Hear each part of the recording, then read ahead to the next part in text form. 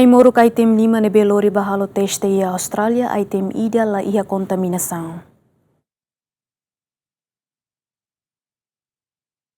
Ministério Saúde lihusi direção nasional farmácia no medicamento harukaona ai moruk item 5 banação Austrália o dihalo teste no ai moruk ibuprofen hatudu resultado la iha contaminação mai be item hat seluk iha hela prosesu teste. Diretor Nasional Farmácia no Medicamento Delfim da Costa Ferreira hateten iha tinang riuroron resin 5 Ministério Saúde harukaona ai moruk item 5 bahalo teste iha Australia no item ida hatudu resultado positivo. Ita iha 5 iha lista item 5 Idamak foi mai, resultado idamak foi mai.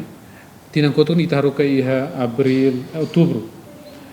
Também itanya acordo hotizi Austrália né, hotu iha Junho. Depois Junho, Julho, Agosto né itahalo comunicação, prepara minha extensão.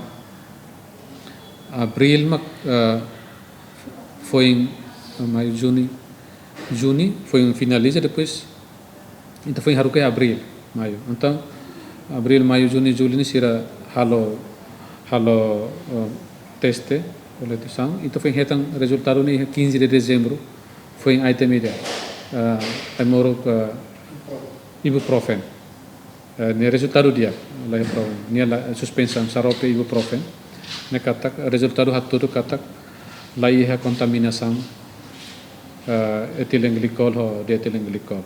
Dan ni maka resultado morok ne dia e morok ne agora se existe ela ni expire ne to 2027 hat sira seluk ita heng hela ne resultado serok mai ita iha cloxacillin ita iha chloramphenicol injeksi ho nifedipine ne serok. Diretor Nasional Farmácia no Medicamento mos informa tinangne Ministério Saúde lihusi direção nasional farmácia no medicamento sei harukatan amostra ai moruk balong ba Australia ho dihalo teste. Enquanto ai moruk item 5 ne bemak Ministério Saúde haruka ba Laboratório Therapeutic Goods Administration Australia ho dihalo teste makanesan Flamex ibuprofen suspension, Ciprosar tablets, Clozapar capsules, Generics Plus no nifedipine. Equipa cobertura ZMN.